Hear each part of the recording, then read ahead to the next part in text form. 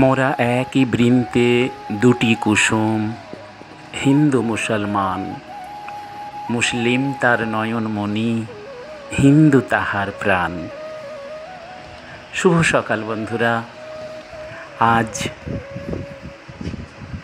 26শে রমজান আর ইংরাজির 27শে March 2025 সাল। সকাল সকাল অভয়দা রমজানের শুভেচ্ছা নিয়ে চলে এলেন আমার বাড়িতে। আমি তখন বেরিয়ে এসেছি, তাই তার শুভেচ্ছা আমি সরাসরি হাতে নিতে পারিনি। বাড়িতে পৌঁছে দিয়েছেন, তাই বাড়ির লোককে বললাম তুমি ভিডিও করে আমাকে পাঠাও।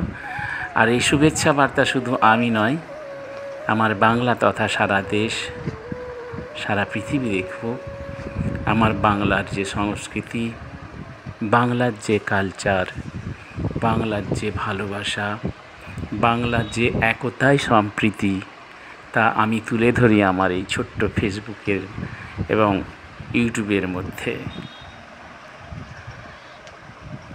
উপহার তো উপহারই হয়, তাই উপহারের কোনো জাত ধর্ম থাকে না। আর এই উপহার আমি সাদরে গ্রহণ করলাম। অভয়দা, তুমি কিন্তু করছিলে যে রমজান মাসে, এত পবিত্র মাসে তোমার হাতের উপহার আমি নেব কি না, কিন্তু না গো, ধর্মতে এই কথা বলে না, আমরা জানি।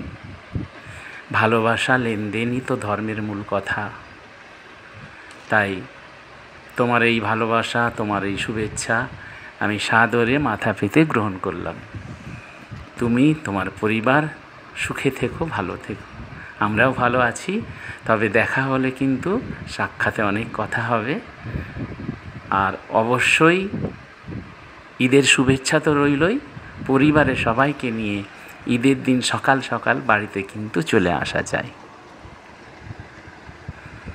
আর আমার বন্ধুদের বলবো, কেমন লাগলো বলো এই উপহার আমার জন্য। একতাই সম্প্রীতির এই বাংলায় এক হিন্দু ভাই এক মুসলিম ভাইয়ের বাড়িতে পৌঁছে দিল আজকে 26শে রমজান রোজার ইফতারির জন্য ফল সামগ্রী, আর আমার প্রিয় টক দই 1 ভাঁড়। আমি তো খুবই খুশি হয়েছি। আমার প্রভুর কাছে আমি প্রাণ খুলে জানাচ্ছি, প্রভু, এই উপহার পেয়ে সত্যি সত্যি আমি খুব খুশি হয়েছি।